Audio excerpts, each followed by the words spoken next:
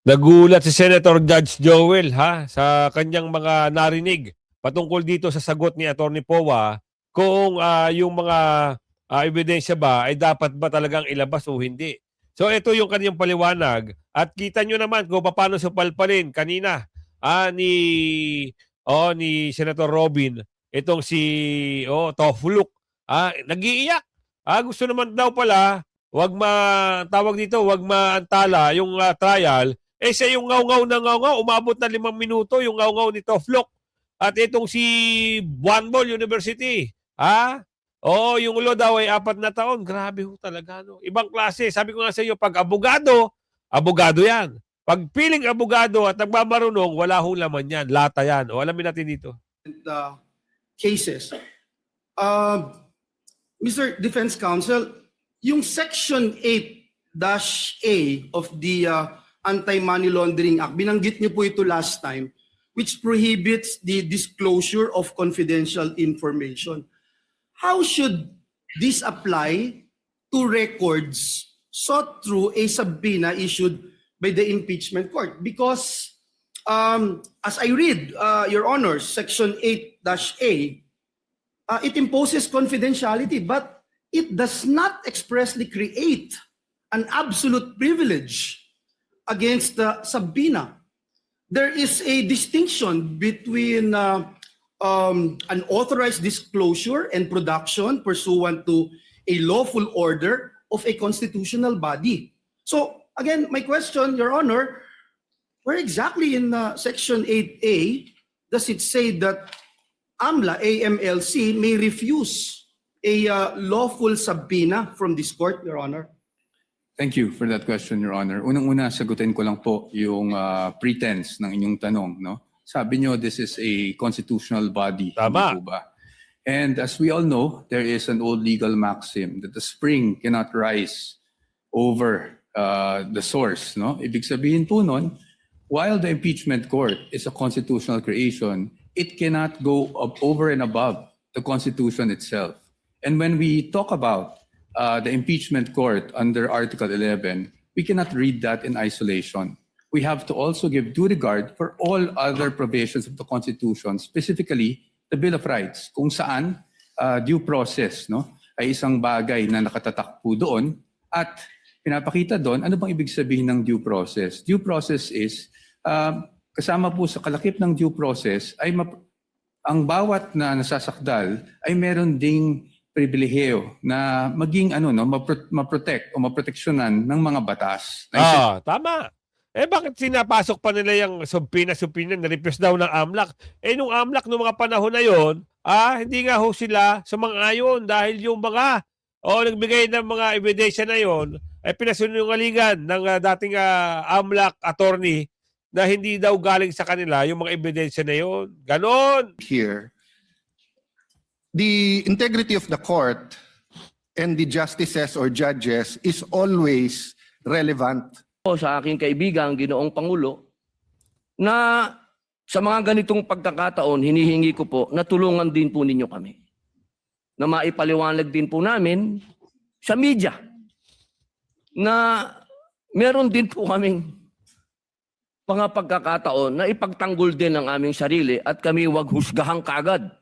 Tama. Na kami hindi sumusunod sa batas. Yun lamang po, Ginoong Pangulo.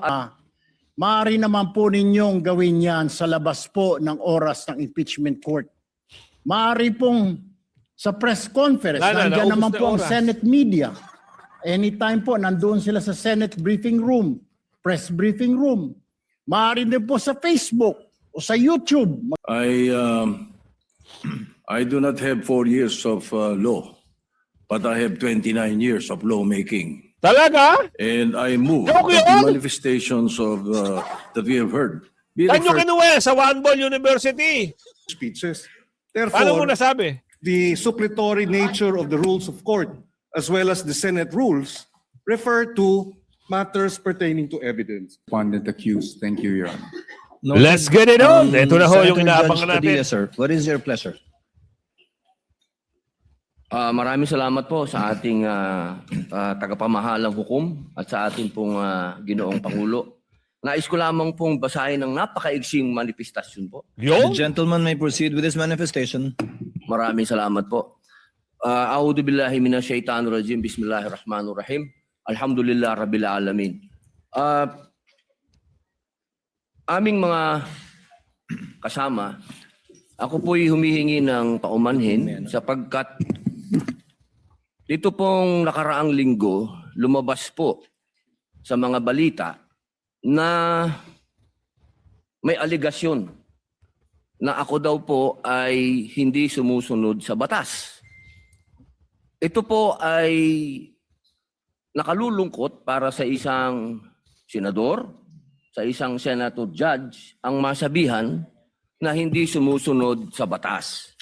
Samantalang nung tayo po ay merong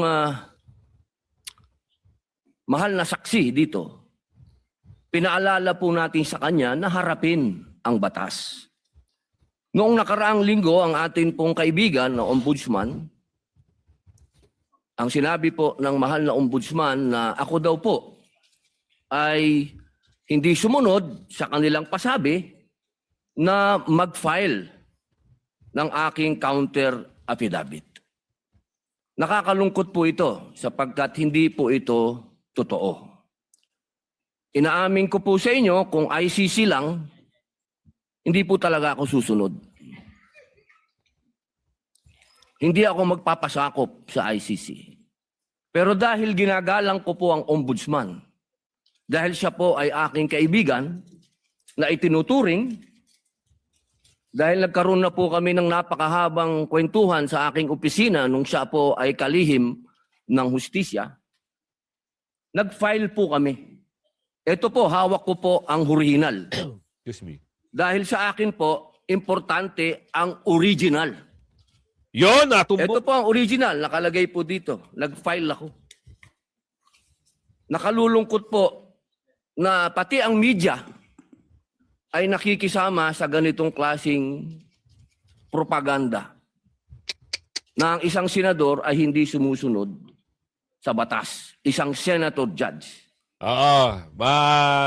Ma-recall nyo yan ha. Noong nagsalita last week, Friday ata yun. Bago mag-weekend. Nagpa-interview ito si Ombudsman. Nasabi niya rin doon na may kaso na raw si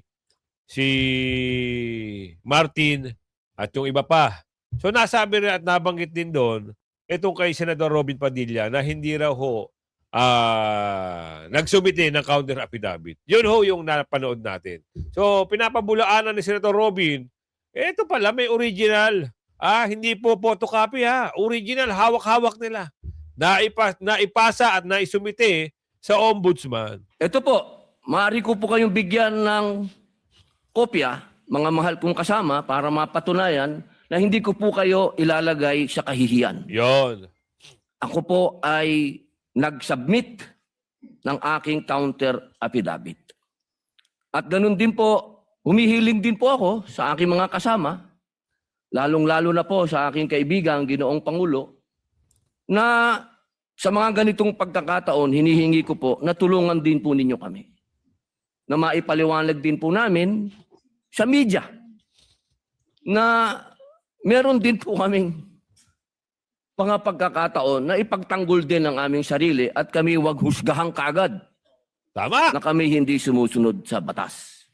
Yun lamang po, Ginoong Pangulo at tagapangulong hukom. Maraming salamat po. Senators Erwin Tulfo, Senator Judge Alan Cayetano, thereafter Senator Judge Tito Soto are recognized. What is your pleasure, Senator Judge Erwin Tulfo? Mr. Presiding Officer, Senate President, ladies and gentlemen. This impeachment court was established to try the Vice President of the Republic. Ang punto ko po rito, Yan ang problema, sir eh. Pati dyan, sa trial, nagpapasaringan. Nangyayari kasi, sir, boss, amo manager, pag na-interview kayo, nabanggit lang ng mga bayarang media, sinasakyan nyo agad. Yun ang nagiging problema. Kaya hindi ho natitigil ang sagutan. Sana next time naman, sir, no? Oo. Alam nyo, hindi ho questionable ang pagsagot. Pero kung halimbawa issue lang na napakapirasong issue, dapat hindi nyo na pinapatulan. Yun lang na ang punto ni Aling Ledesma.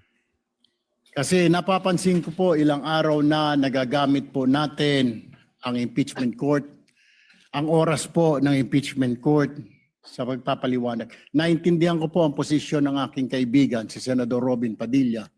Yung kanya pong Kaibigan daw. frustrations. Pero gusto ko lang po sana ipaalala sa ating presiding officer, sa ating pong Senate President, at matanong ano po ba ang ating ginagamit na rules ngayon? O pwede po ba yung mga problema po labas sa impeachment Oh, nawala. Ano kaya nangyari? Bakit naputol? Oh. court na ito o labas sa kaso ng Vice President ay dadalhin natin dito? Di po ba ang korte na ito na itatag para po sana kay Vice President at kay Vice President lamang? Mga ebidensya, mga testimonya, mga pahayag patungkol lamang po sana sa impeachment ng Vice President. Eh, wala na. Ginamit mo na yung oras. Di lalo lang humaba. Di ba, huba? Kasi dito pong mga nagdaang araw, Mr. Presiding Officer, Senate President, mga kasama, napansin ko po na nagagamit ang oras po ng impeachment court sa pagtatanggol po ng mga nakaraang araw ng sarili ng ilan sa mga kasamahan natin sa mga akusasyon. This is not the right forum and the right venue. Ito napapansin ko, dito ata humuhugot ang mama dito. Kasi kung ang punto niya ay wag magamit yung oras, eh tingnan nyo naman, gahaba-haba ng sinabi. Si Senador Alan Peter Cayetano at si Senador Robin Padilla, kakapiraso lang ho yung oras. Ang punto lang naman ho ni Senador Robin dito, sana yung mga bias media, next time, ayusin nyo naman. Kasi dyan nagsimula yan sa isang umagang show. Yung pagtatanong na, kayo na bahala, humusga dito. And not the right time to explain your situation. Kung gusto po ninyong mag-eksplika ng inyong mga saloobin, problema, maaari naman po ninyong gawin yan sa labas po ng oras ng impeachment court. Maaari pong sa press conference, nandiyan naman po ang Senate media. Anytime po, nandoon sila sa Senate briefing room, press briefing room. Maaari din po sa Facebook o sa YouTube magpaliwanag. Huwag po nating gamitin ang oras ng impeachment court sa pagpapaliwanag o sa pagtatanggol ng ating mga sarili simula pa po noong nakaraang linggo. Because the time... Madaldal lang ito. Sobrang daldal. Sa susunod yan, pag hindi na senador yan, tahimik na yan malamang sa malamang. We waste here to defend ourselves, defend what we believe or what have you, is an injustice to the Vice President. Maabot na ho siya ng Yung oras 5 po minuto na ito dapat ilaan natin sa pakikinig sa depensa ng Vice Presidente, sa mga akusasyon laban sa Vice Presidente, hindi po pagdidepensa sa mga sarili natin kung tayo 10 minuto ka na nagsalita dyan. ng kung ano Kakapiraso mga lang yung sinabi ahensya. ni Senator Robin. Kanina ka pa dyan ngaw-ngaw ng ngaw eh. Di sana walang problema. Pinaabot mo pa ng ilang minuto. Di ikaw ang kumukonsumo ng oras. Kung tayo po ay may mga kaso, may mga investigasyon, this is not the right forum, Mr. President. Ulit-ulit ka. Hindi mo natapos ang gusto mong sabihin. Abangan nga natin kung ano yung kaganapan at anong mangyayari. Kasi ang haba ho na sinabi. Dito tayo kay Senador Alan Peter Cayetano. Nakonsumo nyo na yung 10 minuto eh. Kay Senador Alan, kakapiraso lang at sasabihin yan. Bakit ang kulit mo? Boss, amo, manager. This is not the right forum for us to defend ourselves. Bring it somewhere else. Bring it to the press. Bring it to the social media. Madaldal But ka not lang. here. Thank you, Mr. President.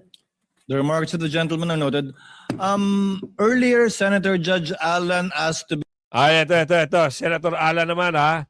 Oo, naubos ang oras doon sa isa. Puro, puro Station. pahaging. The impeachment court is formed with lawyers and non-lawyers. And we interact, and it's for everyone, and we're equal. Tama. But if there's an engineer here or a doctor, and they talk about medical principles, I have to either study and argue on medical principles. Hindi ko pwedeng sabihin, hindi, ganito lang yan, logic lang yan, etc. Di ba? So, ang legal principle natin today is simple, integrity ng court. Yon. So, allow me to mention that to the people and help educate my colleague here. The integrity of the court and the justices or judges is always relevant. So if the Supreme Court or COMELEC, Court of Tax Appeals, Sandigan Bayan is being heard and the judges are being threatened, you give them time. So we cannot take the impeachment out of context. May nangyayaring flood control scandal, may nangyayaring gulo sa Team Unity na hindi na united ngayon.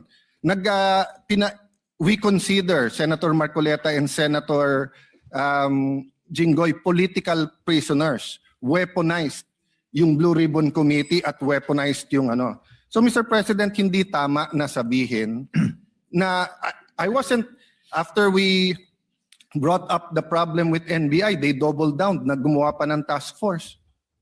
I mentioned 2 colleagues sa SALN, I didn't accuse them. Sabi ko lang, just like Vice President Sara, just because tumaas ang SALN, can we already ask for the BIR, for the AMLA and the bank accounts? So sabi ko, yan ang i-discuss namin sa Monday. Nag-react na, nag-accuse. I did not take up your accusations here today. Paano, Senador? Iyakin yan. Oo, para yung pigsa. Masaring na ng konti, ngaw-ngaw na nangaw-ngaw. Oo, kita nyo naman, ha? Oo, nagsalita lang si Senator Robin na tinawag niya pang kaibigan. Kakapiraso lang sinabi ni Senator Robin, ngumaw-ngaw na!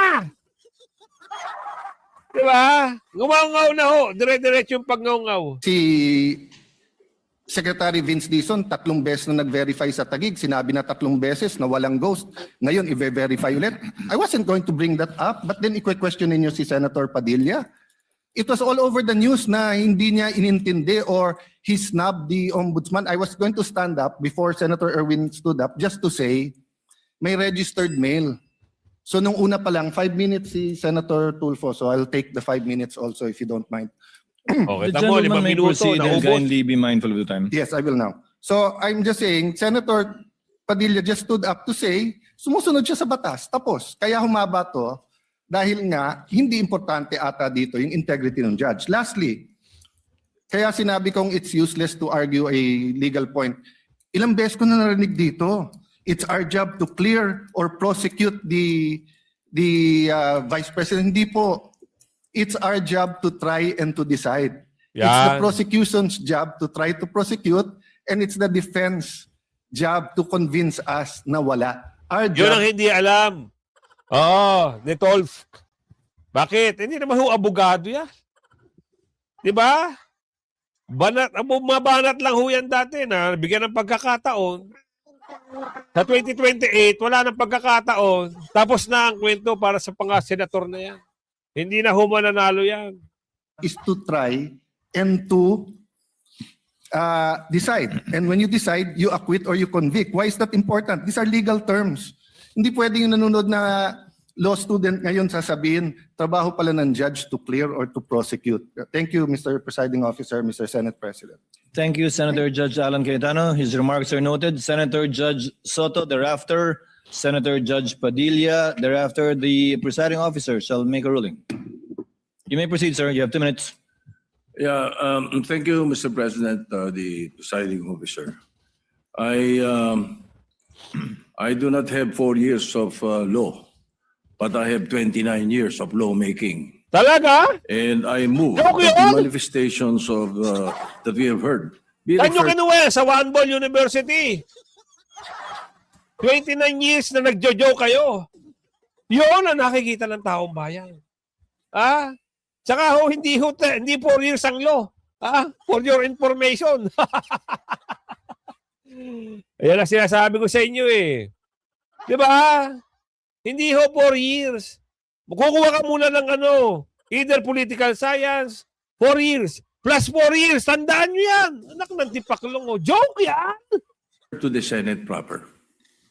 We will act on it at the proper time, Your Honor. Thank you. Your remarks are noted. Senator Judge Padilla is recognized. You may proceed, sir. You have 2 minutes. Maraming salamat po, aming tagapamahalang hukom. Ito pong kasuotan natin sa mga oras na ito, hindi lamang po ito nire-represent ang impeachment ng ating pangalawang Pangulo. Ang nire-represent po nito ay ating karapatan bilang mga Pilipino at unang-una na ang due process. Ito po yun ang ibig sabihin. Kaya ikaw ay pangalawang Pangulo, ikaw ang Pangulo, ikaw ay Senator Judge, ikaw ay magsasaka, ikaw ay mangingisda. Kailangan may due process. Tama. Yung pong nangyari sa akin, na ako po ay nahusgahan na kaagad bilang Senator Judge, ang pinaglalaban po natin integridad ng korte na ito at ng mga Senator Judge. Kaya sana po wag nating kalimutan na ang bawat Pilipino ay may karapatan, lalong-lalo na sa usapin na ikaw, ako, sa oras na ito, ay Senator Judge. Yun lamang po, napakaiksi lang. Due process, mga mahal kong kaibigan, mga mahal kong kababayan, maging prosecution, maging defense, sa ating lahat, wag nating kalimutan, pantay-pantay tayo sa batas. Maraming salamat po. Balik na natin kay School Bukol. Si School Bukol, hindi niya alam, 8 taon bago ka makatapos ng law. Ano ba kukunin mo? Yung pre-law. Tsaka yung law school. Pre-law, 4 na taon. At law, 4 na taon. Hindi 4 na taon na sinasabi niya. Wala ka ng tipaklong ka. Senator Judge Pangilinan, what is your pleasure, sir? Yes, just a very quick manifestation, Mr. Presiding Officer. Earlier, former Senate President Soto moved that these matters be referred to the Senate. This is precedent, actually. During the Estrada impeachment trial, the father of Senator Cayetano Alan, Senator Rene Cayetano, made a manifestation regarding a case that was supposedly Balat ka na being naman. prepared, a criminal case to be filed against him. It was raised in the impeachment court, but ultimately the impeachment court agreed that the manifestation was referred to the Senate as a legislative body. So there is precedent for this. Yes, the court allowed then Senator Rene Cayetano to make his manifestation, but eventually it was resolved that the matter be referred to the Senate ano na? as a legislative body. So we move for the previous. Yan ang hindi kasi pag hindi abogado, walang alam. Yan, kita mo kahit kakampi mo, sinusupalpal ka. Kahit kakampi, yari ka ngayon, mag-aaway kayo ngayon, pinahiya mo sa milyon-milyong Pilipino. Di ba? Pwedeng mag-manifestation. Pwede. Yes, we move. We call for the previous question, Mr. President. Senator Judge Cayetano? I think the presiding officer ruled that we will take it up later on, but if Senator Judge Pangilinan will insist, then I have to object on a point of order. Rule 6 says, Yan the last part, the provisions of the rules of the Senate and the revised rules of court shall apply suppletory whenever applicable. And in the rules of the Senate, whenever the senator feels threatened or anything happens, whether pinatayan ng aircon, whether may nakatutok na barel or sinaran ng pinto, he can rise on a point of personal and collective privilege. We didn't do that para umikli. Now, if we're going to argue today rather than ask them about due process with a simple manifestation from Senator Padilla na hindi totoong binabastos o binabaliwala ang ombudsman, registered mail lang kaya hindi pa nadagdag. So, hindi kami ang nagwe-waste ng time. Tama! We can have a caucus, we can talk about it. You wanna debate that now? With the permission of Senator Judge Pangilinan, to abbreviate the proceedings, May I just, Mr. President, because I was alluded to, Mr. President. May I just very quickly, Mr. President, Rule 6 on. you may proceed, sir. Thank you, Mr. President. Rule 6 of our impeachment rules, Mr. President, which was quoted by Senator Cayetano as being suppletory. Mr. President, that refers to evidence, Ha? rulings on evidence in the impeachment trial. It does not refer to privileged speeches. Paano mo Therefore, nasabi? the suppletory nature of the rules of court, as well as the Senate rules, refer to matters pertaining to evidence and no other, Mr. President. But in the spirit of liberality, we will allow that. That's precisely why Ewan ko we sa'yo. did not object when Nag-object the ka pa, earlier tapos speaker spoke we allowed last week. Ano ba? But let us not abuse the liberality of this court, Mr. President. With the permission of Senator Judge Tulfo Erwin, the chair will make a ruling because I believe it is also his position not to prolong this matter in discussing collateral matters not pertaining to the articles of impeachment that we are hearing and trying before the impeachment court. The chair rules that the manifestation of Senator Judge Padilla shall remain in the records. We cite as a precedent to the precedent mentioned by Senator Judge Pangilinan, where the speech of former Senator, the late former Senator Rene Cayetano was not expunged from the record, but referred to the Senate impeachment, Senate rather, as a legislative body where it may be taken up. I ask the indulgence of the parties to this case. Wala po kasi kaming session. Ito lang po ang pagkakataong nakakapagsalita at nakikita-kita kami habang recess kami. Oh. Pero umaasa ako, within hearing distance of my colleagues, na kapag ka nag-resume na po ang Senado sa susunod na linggo matapos ang sona ng Pangulo, may pagkakataon na po ang bawat miyembro ng Senado bilang senador, hindi bilang senator judge, na mailabas yung mga hinaing o anumang nais nilang sabihin kaugnay sa anumang nagaganap o nangyayaring hindi tama sa kanila o ginagawa laban sa kanila. And that I think is the proper forum for us to ventilate, discuss, look into, and if necessary, investigate the allegations and or accusations against senator judges in their capacity likewise as senators. So ordered. Officer. What is the pleasure of Senator Judge? I will just Cayetano? manifest, I correct myself, it was stamped, not registered mail. And since I agree with the ruling, I will not anymore argue the Thank you, other sir. rule that correlates with Rule 6. Thank you. Thank you, sir. Noted that it was stamped. The Senate President, thereafter, Senator Judge Erwin Tulfo. Thank you, Mr. Presiding Officer. Hopefully, we can move on after the manifestations of the gentlemen. Let me appreciate and thank the ruling of the Presiding Officer to Statwa, oh. refer Salita the nila. manifestations as well as the comments of our colleagues to the Senate acting as a legislative body. 8 days na lang po ay magko-convene na ang Senate at doon rin ho natin pag-uusapan itong mga mahalagang bagay na pag-usapan ho natin ngayon at kanina po ay narinig ko po yung komento ng ating kasamaan si Senator Robin Padilla at ito po yung mga bagay na dapat rin po nating talakayin pag nagbukas na po ang Senado in 1 week's time.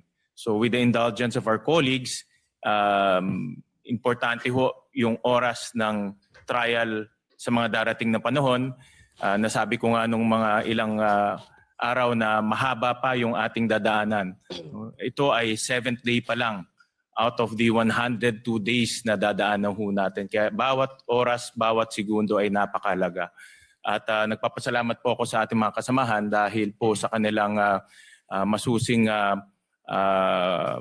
pag-participate ho dito sa ating impeachment. Pero dadating rin po tayo doon sa pagtatalakay nitong mahalagang issue pagbukas po ng Senado. Maraming salamat, Mr. Yun Presiding lang pala sasabihin.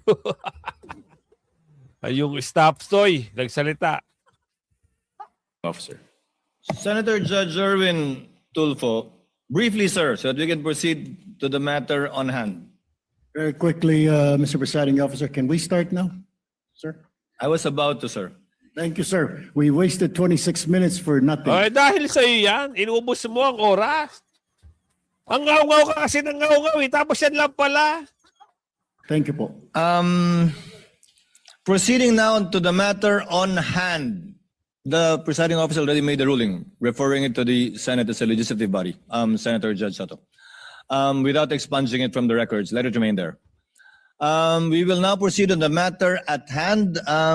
We now resume consideration of the prosecution's requests for the issuance of subpoenas duces tecum number 1 for the banks and the Anti-Money Laundering Council on one hand, and to the Bureau of Internal Revenue on the other. And as previously agreed and discussed, not only in caucus but also directly by the presiding officer with some members, Chair will now recognize, as I understand, Senator Judge. Ikaw ba una? Senator Judge Alan or Senator Judge Villanueva or Senator Judge Pia? Who would want? No one's raising their hand. That's why I don't know. Senator Judge Villanueva is recognized. You may proceed, sir. Thereafter, Senator Judge Pia Cayetano. Thereafter, Senator Judge Alan Cayetano. You may proceed, sir. Thank you, Mr. President. Thank you, Mr. Presiding Officer. Ano ba kaya As much as I am more than willing to give way to our dear colleagues. But Mr. President, before I make I inquire and pose some questions to the prosecution and the defense, may I also raise something, Mr. Presiding Officer? Gusto ko lang pong Inubos mo na rin ang oras. malinawan tungkol po dun sa procedural aspect, Ginoong Pangulo, dun sa motion na ito. Kasi ho, sa regular courts, hindi naman po unusual na ang isa pong motion ay i-grant in part at i-deny in part. Depende po sa legal and factual basis ng bawat relief na hinihingi po, Ginoong Pangulo. So, pwede ko po bang malinawan lang, Mr. Presiding Officer, tama po bang sabihin ganun din yung kapangyarihan ng ating impeachment court? Maaari po ba na suriin ang bawat hinihinging sabina ng magkahiwalay at magpasya po batay sa legal at factual basis ng bawat isa sa halip po na tratuhin ang buong motion bilang isang all or nothing proposition? Tatratuhin ng hukumang ito bilang nag-iisang motion ang tag-isang motion na inihain ng prosecution. They only filed 2 motions, Senator Judge Villanueva, and the court will act on these 2 motions separately, regardless of the number of issues or sub-issues underneath each motion. The reason is simple. Because the court should be a passive body. By amending the motion into several parts and voting on it separately, we are essentially acting as if we were one of the parties. In voting for or against the grant of the motion, we should take into consideration all of the factors that may be raised for or against it. And it may be cited by the Senator Judge in explaining his vote or voting for or against it. Pangalawa po, bilang mga hukom, hindi tayo pwedeng masyadong aktibong makilahok sa paraan ng mga motion which is essentially a relief being asked for by a party sa pamamagitan ng paghahati ng mga motion na yan para pagbotohan ng hiwa-hiwalay. And there is precedent insofar as this position taken by the presiding officer is concerned. In the impeachment of the late former Chief Justice Corona, where then Senate President, presiding officer Enrile ruled that the ruling of the chair on motions are indivisible and may only be appealed in toto and not in part. Thank you, Mr. Presiding Officer. And it's clear to me now, despite the fact, Mr. Presiding Officer, Your Honors, that if there would come a time na, for example, sa isang sabina, may sinasabina na sa asawa o sa korporasyon na hindi naman relevant at material doon sa kaso, yun lang po, Ginoong Pangulo, ang ating nagiging reservation tungkol po dito. Ngunit naging malinaw po sa akin na magiging isang desisyon lamang doon sa dalawang motion na inihain. Tag-isang desisyon Tag-isa. kada motion, pero pwede, gaya ng nasabi ng kagagalang-galang na hukom na senador, na pwedeng hindi ibigay yung lahat ng korteng ito. Pwedeng Okay, iba ayos. lamang, parte lamang, at hindi eksakto ng hiningi niya. Pero yun ang Pwede. pagpapasya na bilang isang nag-iisang motion. Marami pong salamat. Naging mas malinaw po sa kinatawan na Ang ito tagal ang mo naman. ruling ng ating presiding officer. May I start raising some questions, Mr. President, Mr. Presiding Officer, to the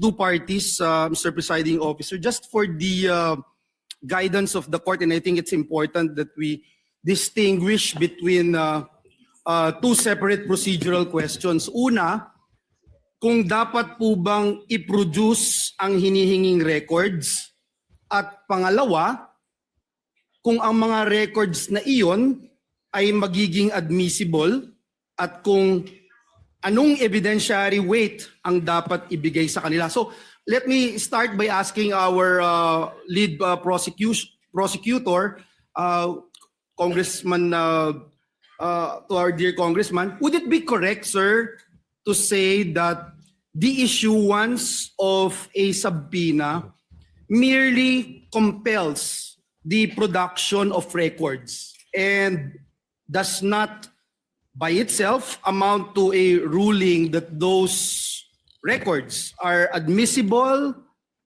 relevant, or entitled to evidentiary weight, Your Honor? Before the member of the panel for prosecutors answers, he's not the lead prosecutor. The sorry. question is addressed to the Honorable Representative Chel Jokno, who is a member of who is part of the panel of prosecutors who will be answering your questions. And for the record, too, on the part of the respondent, I think it's Attorney Poa will be answering. That's correct. Thank Your you. So that we don't need to identify each one each time anymore for the record. Thank you. The Honorable Jokno may respond to the question of Senator Judge Villanueva. You may proceed, sir, when you're ready. Thank you, Your Honor. Good afternoon to all the members Asa. of this honorable court. Naisagot na po ata yan ni dating presiding Judge Juan Ponce Enrile doon po sa Corona impeachment case. And if I may quote just a brief portion from what he said, I would like to explain that the resolution of this court was simply to authorize the issuance of a subpoena. And whether those evidence subpoenaed are admissible evidence, given the fact that they apparently appeared in violation of existing laws, is a question that must be resolved in due course.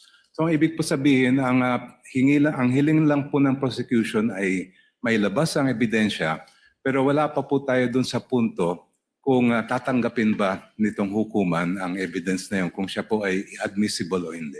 Maraming salamat po sa inyong Yun naman pala bakit ipipilit nyo pa? Kung tatanggapin o hindi.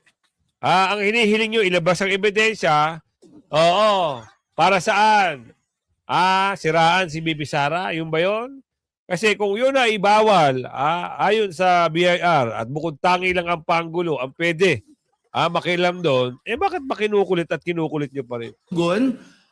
Representative Jokno. Kaya po, nilahad ko po yan nang sa ganoon, maitanong po natin ang defense panel, if that distinction is correct, would the defense still maintain that the mere issuance of a subpoena is by itself already prejudicial to the respondent even before the court has ruled on admissibility or weight? Yes, Your Honor. Good afternoon, Honorable Senator Judges. Yes, while we agree with the position of the prosecution na hindi pa naman pinag-uusapan ang admissibility sa puntong ito, what we are questioning is really yung subpoena mismo po. Dahil sa ating pananaw, ang isang subpoena, at hindi lang sa ating pananaw, but even under jurisprudence, meron pong requirements bago tayo makapag-issue ng subpoena para maging valid yung subpoena na yun. At yun po yung napag-usapan natin nung nakarang linggo na definiteness and relevance.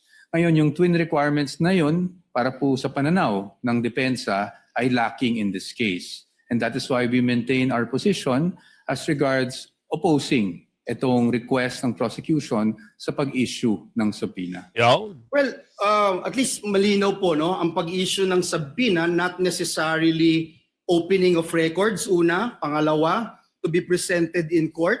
At pangatlo, to be admitted as evidence by this court. Before I go dun sa requirements, let me ask the panel of prosecutors, si Representative Jokno, dun po sa pananaw ng depensa on alleged fishing expedition, just for the guidance of Senator judges, this representation would like to clarify one procedural matter. We understand that the concern raised by the defense that the subpoena may be overly broad. And at the same time, we also recognize that the court has a duty naman to determine whether the records being sought are sufficiently relevant and material to the issues before us. So, Representative Jokno, maaari po ba ninyong ipaliwanag kung paano ninyo tiniyak na ang hinihinging mga records ay hindi po simpleng paghahanap lamang ng posibleng ebidensya o tinatawag na fishing expedition, kundi ito po ay mga partikular na dokumento na sa tingin po ninyo ay meron pong malinaw at direktang kaugnayan dito po sa mga articles of impeachment. Thank you, Your Honor. Ang hinihiling po namin sa mga subpoena ay kaugnay sa Article 2, which involves charges of unexplained wealth. Kung titingnan po natin yung mga jurisprudence pagdating sa unexplained wealth, klarong-klaro po na sinabi mismo ng Korte Suprema na kailangan makita yung buong larawan, hindi lamang po ng mga SALN na final ng isang lingkod bayan, kung hindi lahat ng kanyang kinita.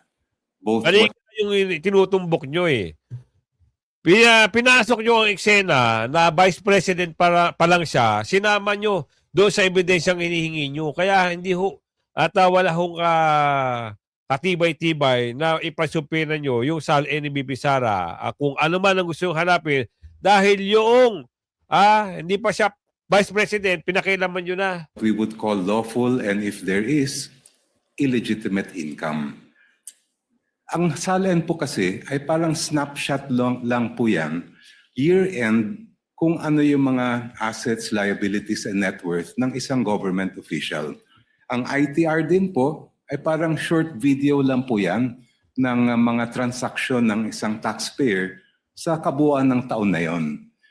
Makikita lang po natin yung buong larawan pag nailabas natin ang mga bank records. Kasi doon po yung day-to-day na lumabas at pumasok sa isang account ay mabubuo po natin. Basta fishing expedition pa rin yung ginagawa nyo. Kaya kung mabot ka sa video natin ito, ako naman ho ay maglalambing, pakilaki share nyo yung video natin. At syempre, yung shoutout segment natin, sige na, diretso na tayo sa shoutout segment natin kasi maganda kasi yung mga topic ngayon eh. Susundan natin yung mga pag-uusap pero ito pa rin. Shoutout kay, baka hindi kayo maabot at hindi pumapasok sa inyo ang ating mga video. Kalkalin nyo pang wala po si Kuya Goods meron po tayong upload video everyday. Remiter Teresa, shoutout po sa iyo ma'am. Digna Densing, shoutout po sa iyo. Ani Prieto, shoutout po sa iyo. Samuel Ladlaon, shoutout po sa iyo. Danny F. Sa Isa Garcia, shoutout po sa iyo. Ago 3147, shoutout po sa iyo. Carla, shoutout po sa iyo. Rodolfo Singote, shoutout po sa iyo. Rafael Arsiaga, shoutout po sa iyo. Nugronta, shoutout po sa iyo.